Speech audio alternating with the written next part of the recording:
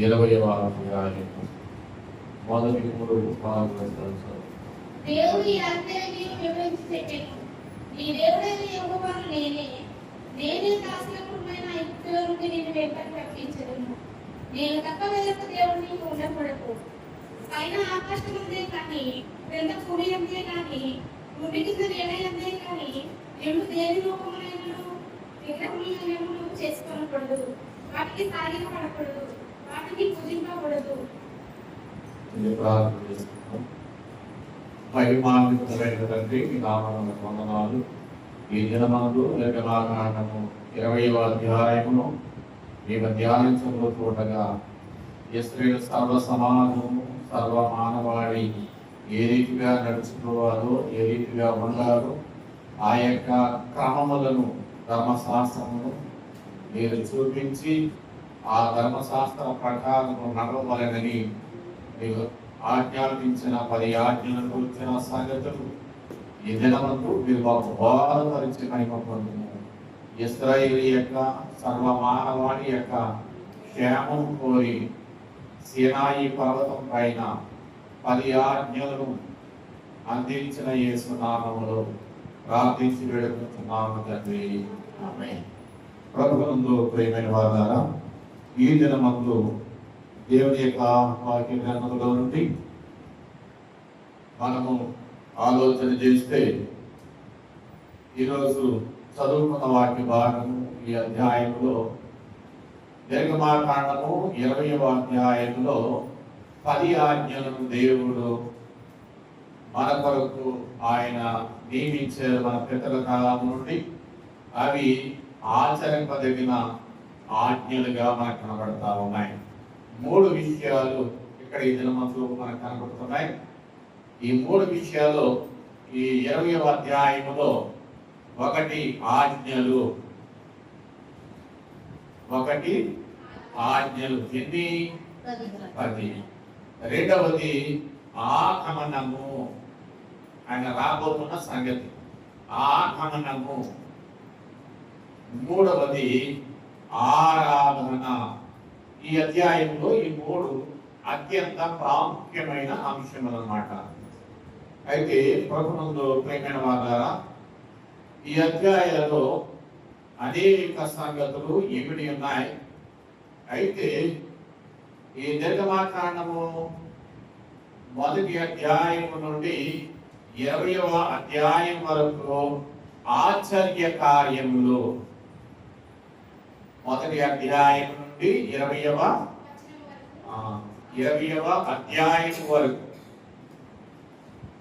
మొదటి అధ్యాయం నుండి 20వ అధ్యాయం వరకు దేవుని ఆశ్చర్య కార్యాలు ఈ అధ్యాయంలో కనబడతాయి. 20వ అధ్యాయం అంటే 21వ అధ్యాయం నుండి 40 అధ్యాయం వరకు ఆరాధనను గురించిన సంగతులు కనబడతాయి. ఈ మధ్యలో ఆగమనము, ఆయన వచ్చి కనబడి మాట్లాడి వెళ్దాం. ఏమన్నా అర్థమైంది? ఇక్కడ మొదటి అధ్యాయం నుండి 20వ అధ్యాయం వరకు దేవుడు చేసిన ఆశ్చర్య కార్యాలు, 21వ అధ్యాయం నుండి 40వ అధ్యాయం వరకు ఆయన ఏ రీతిగా ఆరాధించాలో ఆ ఆరాధన యొక్క ప్రాముఖ్యత 21వ అధ్యాయం నుండి 40వ అధ్యాయం వరకు కనబడుతుంది. ఈ 21 నుండి 40 అధ్యాయం లోపల మన దేవుడు ఆగమనము కనబడి ఏ రీతిగా వారిని హెచ్చరించాడు, ప్రేమించాడు, మాట్లాడాడు, ఆ సంగతులు ఈ మధ్య భాగంలో మనకు కనబడతా ఉన్నాయి. అయితే ప్రభువునందు ప్రియమైన వారులారా, ఈ దినము ఈ అధ్యాయము సర్వమానవాళికి చాలా ప్రాముఖ్యమైన అధ్యాయం. నిర్గమాకాండము 20వ అధ్యాయము 24వ వచనం చదువుదాం.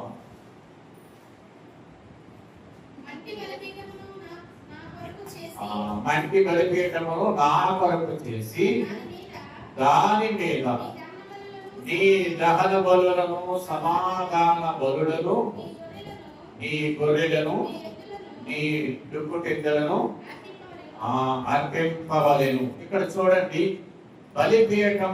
బలిపీఠం మీద అర్పణలు అర్పించుట. యోహాను సువార్త 14వ అధ్యాయము 14వ వచనాన్ని చూద్దాం ఒకసారి. నా నామమున మీరు నన్ను ఏమి అడిగినా నేను చేతును. దేవుని స్తోత్రం. ఇది బైబిల్ గ్రంథములోని అత్యంత ప్రాముఖ్యమైన వచనం. యేసు నామములో ఏమి అడిగినా ఖచ్చితంగా చేస్తాను అని దేవుడు చెప్పిన మాట. అందుచేత యేసు నామములో ఏది అడిగినా దేవుడు సఫలత చేస్తాడు, కార్యం చేస్తాడు. అందుచేత ఆయన నామములో అడగవలెను. అంతేకాకుండా పౌలు గారు కూడా రాస్తాడు 1 కొరింథీ పత్రికలో 11వ అధ్యాయము 26వ వచనం.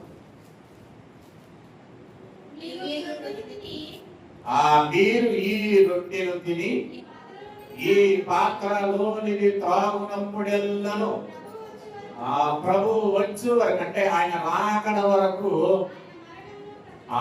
ఆయన మరణమును, ఆయన శిలువ మరణము, జన్మ పునరుత్థానములను, శిలువ మరణమును మీరు ఏం చేయాలంటే ప్రచురణ చేయాలి. యేసుక్రీస్తు ప్రభువారు నా కొరకు వచ్చారు, నన్ను రక్షించారు, నా కొరకు ప్రాణం పెట్టారు, నా కొరకు ఆయన శరీర రక్తం ఇచ్చి నన్ను బలపరిచారు, ఆయన శరీర రక్తం ఇచ్చి నన్ను మేడమెక్కించబోతున్నారు అని లోకమునకు ప్రకటించవలెను. ఈ సంగతులు తెలియని వారికి తెలియచేయవలెను.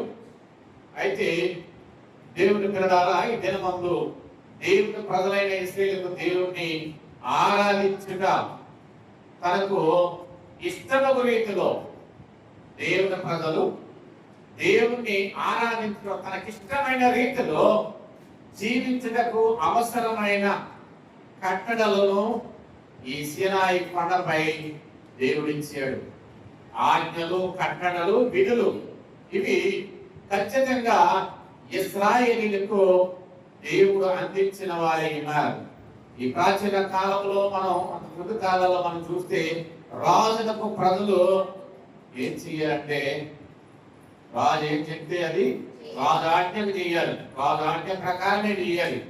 కానీ ఇప్పుడు దేవుడు ఏం చేశాడు అంటే ఆ ఆజ్ఞలన్నింటినీ ప్రక్కన పెట్టి సర్వ ప్రపంచానికి 10 ఆజ్ఞలను బదిలంగా అందించిన వారై ఉన్నారు. అయితే ప్రభువుకు ప్రియమైన వారారా, ఉదాహరణకు మనం ఆలోచన చేస్తే ఆదికాండం 21వ అధ్యాయము 23, 24 వచనాలు చూద్దాం. నా పుత్ర పౌత్రులను వంచింపక నేను నీకు చేసిన ఉపకారం చొప్పున నాకును నీవు పరదేశంలో ఉన్న ఈ దేశమునకు చేసేదవని దేవుని పేరిట ఇక్కడ నాతో ప్రమాణము చేయమని చెప్పాను. అందుకు అబ్రహాము ప్రమాణము చేసేదన నేను. ఇక్కడ చూడండి, అబ్రహాము, అబీమెలెకు అనే ఈ ఇరువురు కూడా బేర్షెబా దగ్గర ఉన్న ఒక చోట బావి యొక్క ఏం చేస్తున్నారంటే ప్రమాణము చేసుకుంటా ఉన్నారు. లేక ఒప్పందము అనేది మనం చూడవచ్చు. దేవుని సేవకుడు ఒక రాజుతో ఒప్పందం చేస్తూ ఉన్న సందర్భం అది. అంతేకాకుండా దేవుడు అంటాడు, ఈ ప్రమాణముల గురించి దేవుడు అంటూ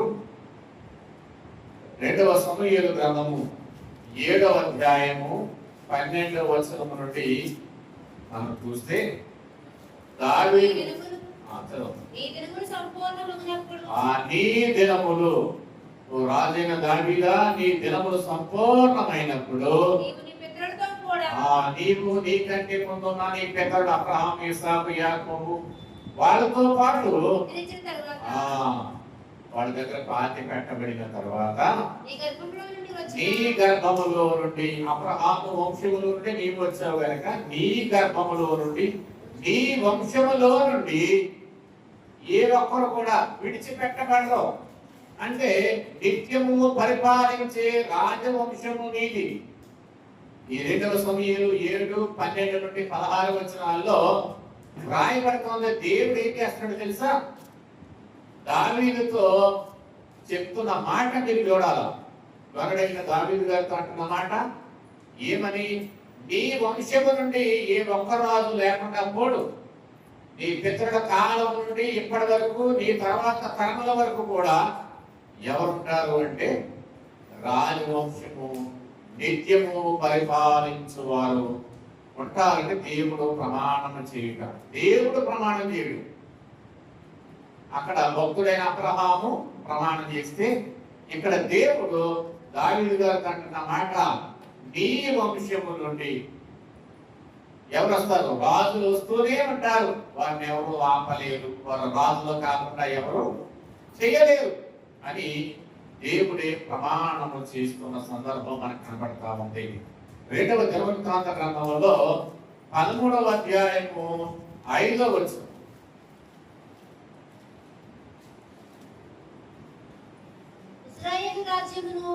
ఇశ్రాయేలు రాజ్యమును ఎల్లప్పుడూ ఏలునట్టుగా ఇశ్రాయేలు దేవుడైన యెహోవా దావీదుతోను అతని సంతతి వారితోను ఇక్కడ చూడండి, ప్రమాణం చేశాడు దేవుడు, నిబంధన చేశాడట. రాజుగానే ఉన్నావు, నీ పితరుల వలె నీవు కూడా నమ్మకంగా ఉన్నావు. అందుచేత నీ వంశములో ఎవరుంటారు? రాజులు ఉంటారు. ఈ వంశంలో ఉంటే దేవుడు కూడా రావడానికి ఇష్టపడ్డాడు. అందుచేత రాజుల వంశం అయితే రాజులకు రాజు కూడా ఇదే వంశంలో నుండి వచ్చారు ప్రభు. అందుచేత దేవుడు నిత్యము పరిపాలించే వంశము. ప్రభుత్వం ప్రియులారా, ఇలాగ అనేకమైన సంగతులు ఈ అధ్యాయంలో మనకు కనబడతాయి. దేవుడు తన ప్రజలతో చేసిన ఒప్పందము నావతో ఆదికాండం 6వ అధ్యాయము చూస్తే అక్కడ దేవుడు ప్రమాణం చేశారు. ఏమని?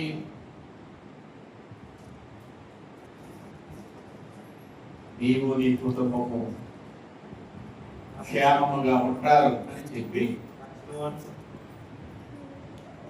దేవుడు ప్రమాణం చేస్తున్నాడు.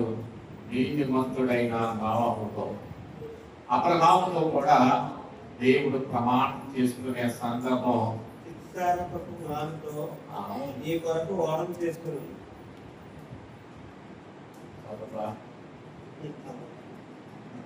అలలు పెట్టి ఆ వారం చేసి లోపట్లు వెలుపట్లు దానికి తీగిపోయేవారు. నీవు దాన్ని చేయవలసిన విధముది. ఆ వారానికి 200 మూల పొడుగులు, 50 మూల వెడల్పులు, 30 మూల ఎత్తులు కలదై ఉండవాలి. ఇక్కడ చూస్తే ఈ 18వ వచనంలో అయితే నీతో నా నిబంధన స్థిరపరచుదును.